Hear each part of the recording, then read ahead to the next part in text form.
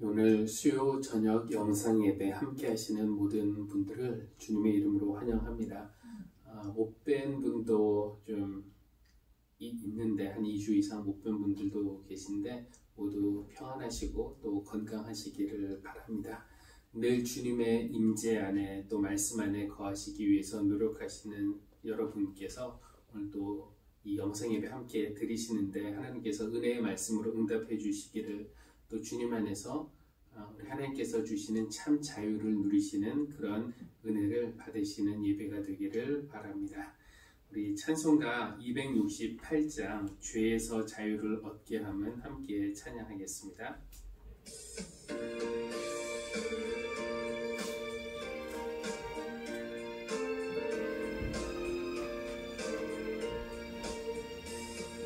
죄에서 자유를 얻게 하는 보혈의 능력, 주의 보혈, 시험을 이기고 승리하니 참 놀라운 능력이로다. 주의 보혈 능력이 있도다. 주의 피 믿으오. 주의 보혈 그 어린 양의 매우 귀중한 피로다. 육체의 정욕을 이기는 보혈의 능력, 주의 보혈, 정결한 마음을 얻게 하니 참 놀라운 능력이로다. 주의 보혈 능력이 있도다. 주의 피 믿으오. 주의 보혈 그 어린 양의 매우 귀중한 피로다. 눈보다 더 이게 맑히는 것, 보혈의 능력, 주의 보혈, 부정한 모든 것 맑히시니 참 놀라운 능력이로다. 주의 보혈 능력 있도다. 주의 피 믿으오. 주의 보혈 그 어린 양의 매우 귀중한 피로다. 구주의 복음을 전할지모 보혈의 능력, 주의 보혈, 날마다 나에게 찬송 주니 참 놀라운 능력이로다. 주의 보혈 능력 있도다. 주의 피 믿으오.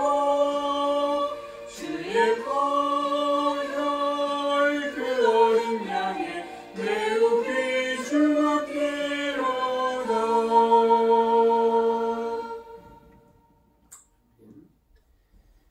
오늘 하나님께서 우리에게 주시는 말씀은 요한복음 8장 31절에서 38절까지의 말씀입니다. 요한복음 8장 31절에서 38절의 말씀을 제가 봉독하겠습니다. 예수께서 자기를 믿는 유대 사람들에게 말씀하셨다. 너희가 나의 말에 머물러 있으면 너희는 참으로 나의 제자들이다. 그리고 너희는 진리를 알게 될 것이며 진리가 너희를 자유롭게 할 것이다. 그들은 예수께 말하였다.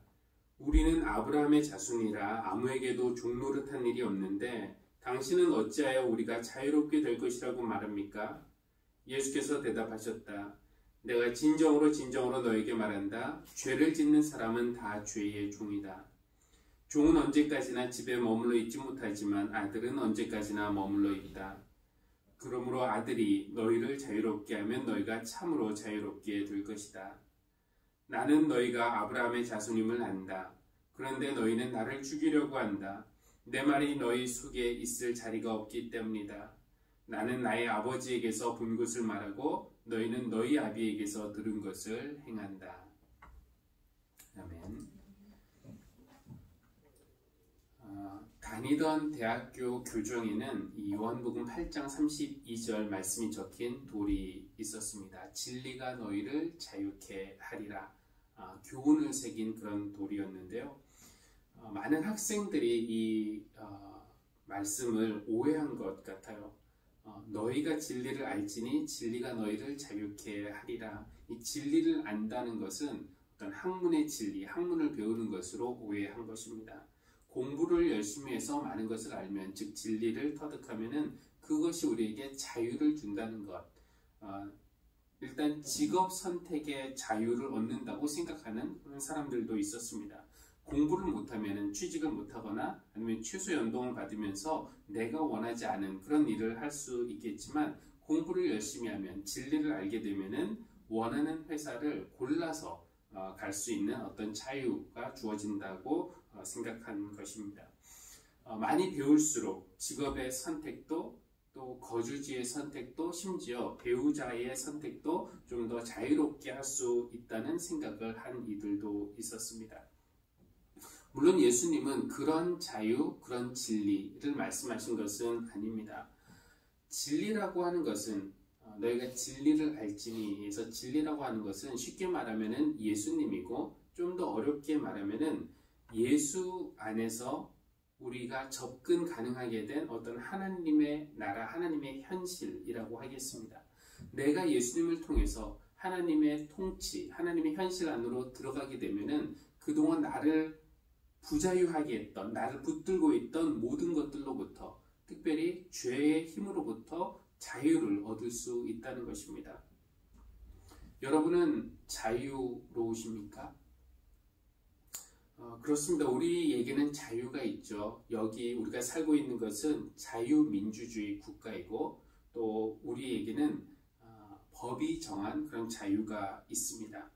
법이 정한 테두리 안에서 우리는 살고 싶은 곳에서 살 수 있고, 하고 싶은 일을 할 수 있고, 먹고 싶은 음식을 먹고, 믿고 싶은 것을 믿고, 또 표현하고 싶은 것을 표현할 수 있는 자유가 있습니다. 그런데 잘 생각해 보면은 눈에 보이지 않는 많은 것들이 우리를 자유롭지 못하게 매고 있고 붙들고 있어요. 이미 형성된 이런 어떤 생각의 틀에서 우리가 자유롭지 못하고, 늘 해오던 그런 방식에서 우리가 자유롭지 못하고, 부모님의 영향에서 자유롭지 못하고, 과거의 상처에서 자유롭지 못하고, 주변 사람들의 시선에서 자유롭지 못하고, 또 내 안에 있는 어떤 욕심과 탐욕에서 우리가 자유롭지 못합니다. 예수님이 보시기에 우리를 자유롭게 하지 못하는 가장 큰 것은 바로 죄였습니다. 그래서 예수님은 34절에서 내가 진정으로 너희에게 말한다. 죄를 짓는 사람은 다 죄의 종이다. 그런데 이때 유대인들이 뭔가 좀 착각하고 있는 게 있었습니다. 예수님께서 그들에게 너희가 진리를 알면 진리가 너희를 자유롭게 할 것이다 라고 말씀하시니까 그들이 뭐라고 대답합니까? 우리는 아브라함의 자손이라 아무에게도 종노릇한 일이 없는데 당신은 어찌하여 우리가 자유롭게 될 것이라고 말씀하십니까? 왜 이렇게 사람들이 대답했는지 사실 모르겠어요. 그들은 지금 과거를 잊어버렸거나 아니면은 부정하고 있는 것입니다. 아무에게도 종노릇한 적이 없다니요. 그들이 바로의 종이었다는 것을 누구나 알고 있지 않습니까? 근데 때로는 우리도 온갖 것들의 종이라는 사실을 망각하거나 아니면은 부정하고 있다는 것이 문제입니다. 예를 들어 술에 의존할 수밖에 없는 알코올 중독자인데 내가 술을 통제할 수 있다. 그러니까 중독을 부정하고 온갖 탐욕에 종노릇하고 있는데 그 사실조차 인정하지 못하고 있습니다. 인정하지 않으면 끊을 수가 없다는 것이 문제입니다. 히브리인들은 분명 바로의 노예였는데 우리는 아무에게도 종노릇한 적이 없다라고 말하다니요.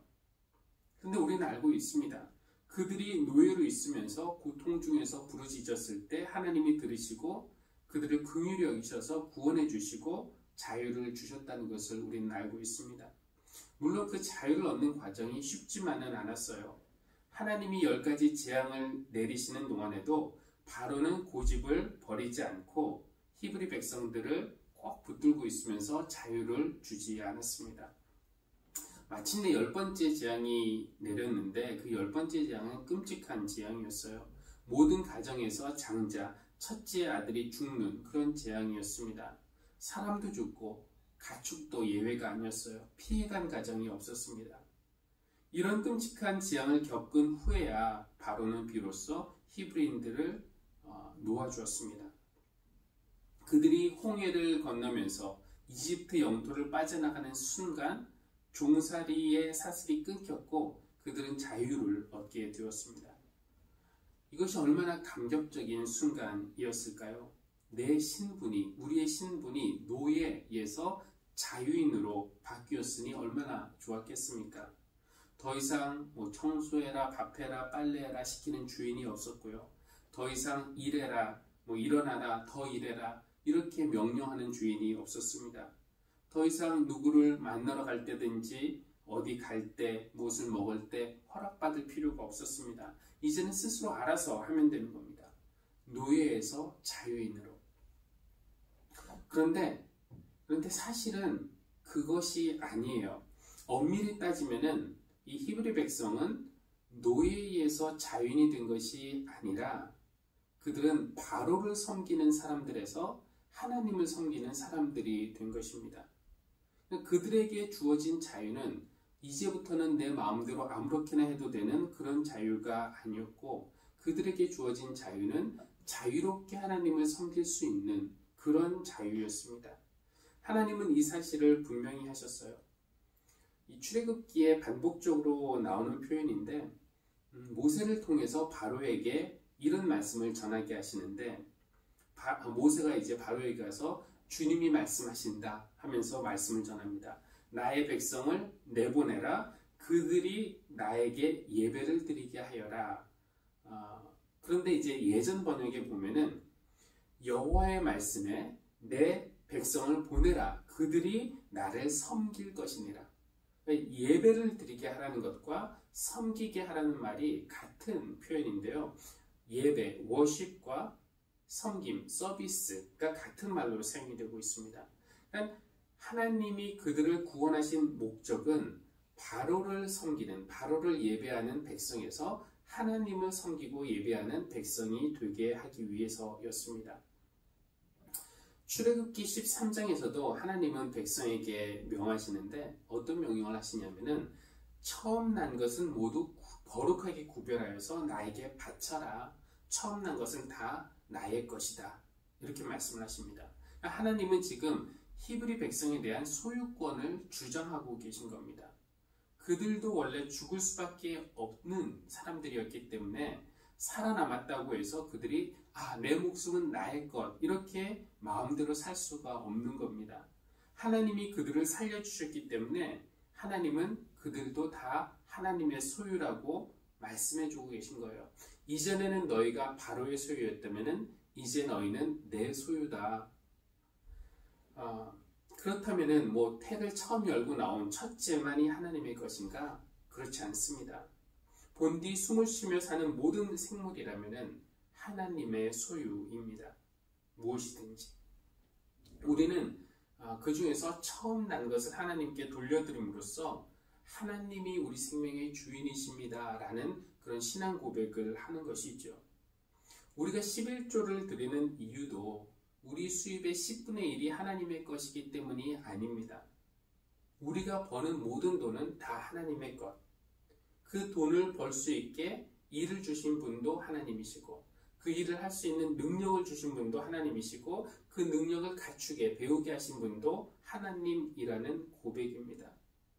우리는 단지 처음 10분의 1을 하나님께 돌려드림으로써 우리에게 있는 모든 것은 하나님이 주신 선물이고 이것은 근본적으로 하나님의 것입니다 라고 고백합니다. 우리 목숨은 처음부터 우리 것이 아니었어요. 우리가 이 생명을 만들어내거나 무슨 일을 해서 번거나 이런 것이 아니라 하나님이 우리를 창조하실 때 우리 코에 생기, 하나님의 숨을 벌어 넣어주심으로써 우리에게 생명이 생겼을 때 그때부터 우리는 하나님의 것이었습니다. 그런데 인간이 잠시 하나님을 떠나게 되었죠. 인간이 선악과 열매를 먹음으로써 하나님으로부터 단절이 되었습니다. 그러면 하나님을 떠났으니까 그럼 이제부터는 자유였는가? 그렇지 않았습니다. 그게 아니라 우리는 사탄의 권세 아래 놓이게 되었고 사탄이 시키는 대로밖에 할 수 없는 그런 사탄의 종이 되었습니다. 마치 히브리 백성이 그 바로의 종이 되었던 것처럼. 그런데 하나님의 그 크신 구원의 계획 속에서 우리가 어린 양 예수의 피로 씻음 받은 순간 죄는 더 이상 우리를 장악할 수 없게 되었습니다. 더 이상 우리를 묶어둘 수 없었습니다. 마치 바로가 히브리 백성을 더 이상 묶어둘 수 없었던 것처럼 예수님을 믿고 영접함으로써 우리는 사탄의 종이었던 신분에서 벗어나게 된 것이죠. 자유입니다. 그렇다고 내 인생이 이제부터 내 마음대로 될 수 있는 그런 자유를 얻은 것인가? 그렇지 않다는 겁니다. 다시 하나님의 것이 된 것이죠. 그러니까 오늘 우리에게 자유가 있다면 그것은 우리가 마음대로 할 수 있는 방종 같은 자유가 아닙니다. 우리에게 있는 자유는 자유롭게 하나님을 섬길 수 있는 자유, 자유롭게 이웃을 사랑하며 미움과 욕심으로부터 자유로워져서 자유롭게 베풀고 자유롭게 용서하고 자유롭게 섬기는 그런 자유가 우리에게 주어진 것입니다. 그런데 이런 자유가 그냥 쉽게 얻어지는 것이 아니에요. 오늘 말씀 31절부터 읽었는데 예수께서 자기를 믿은 유대인들에게 말씀을 하셨어요. 일단 거기까지 보면은 주님은 지금 그를 믿고 있는 유대인들에게 말씀을 하시는 것이지 안 믿는 자들에게 말씀을 하시는 것이 아닙니다. 근데 믿는다고 해서 다 자유를 가지고 있다, 다 자유로운 것은 아니다 라는 그런 말씀입니다. 그리고 이어서 말씀하시기를 너희가 나의 말에 머물러 있으면 너희는 참으로 나의 제자들이다. 여기에 힌트가 있습니다.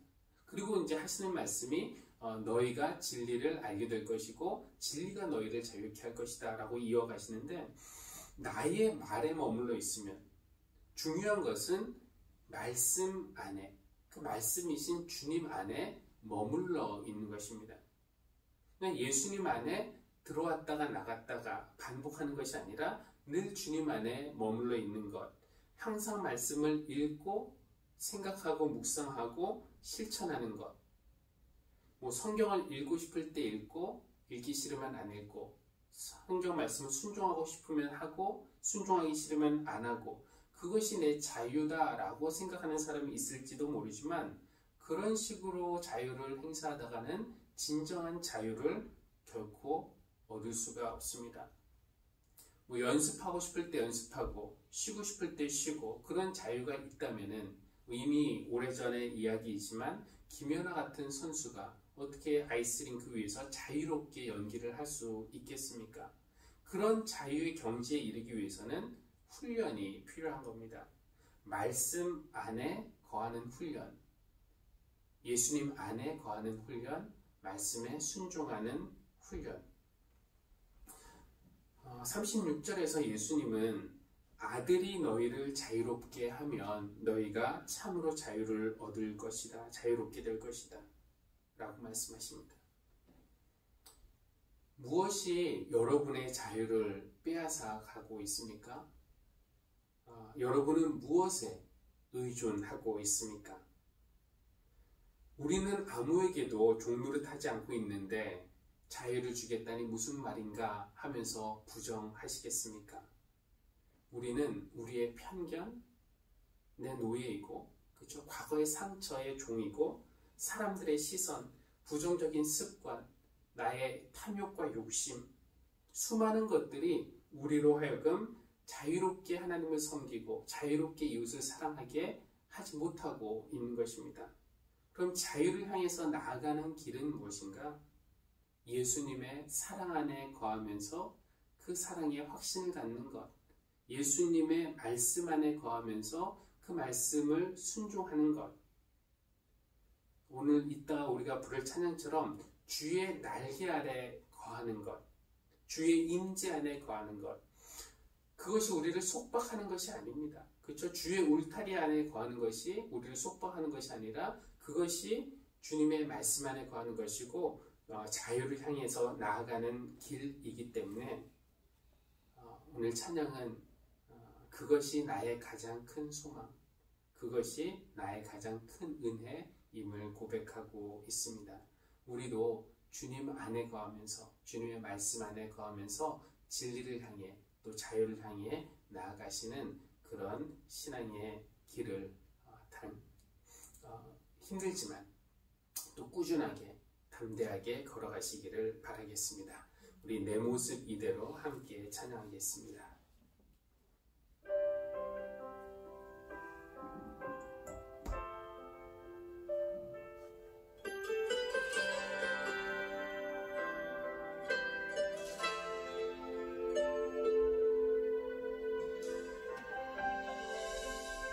모습 이대로 사랑하시네 연약한 그대로 사랑하시네 나의 모든 발걸음 주가 하시나니 날 인도하소서 내 모습 이대로 사랑하시네 연약한 그대로 사랑하시네 나의 모든 발걸음 주가 하시나니 날 인도하소서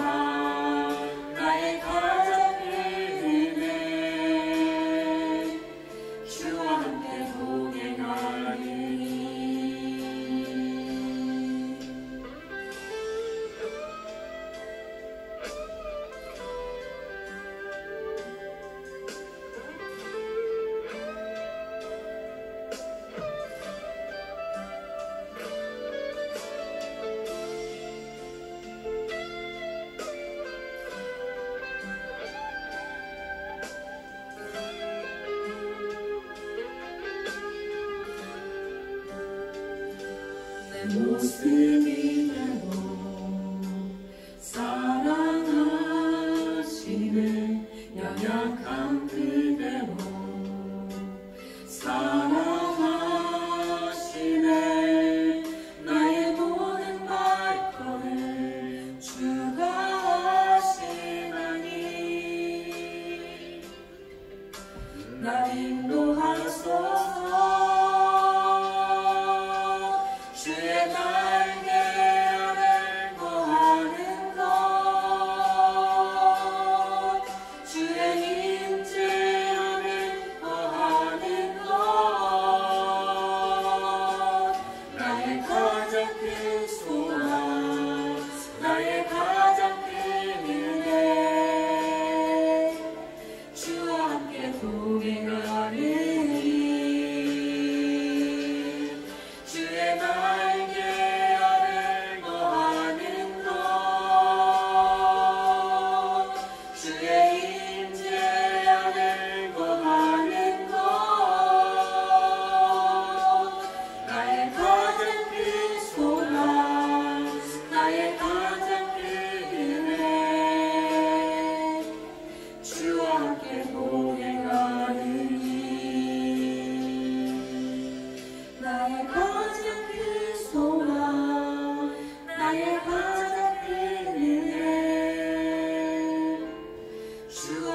함께 동행하니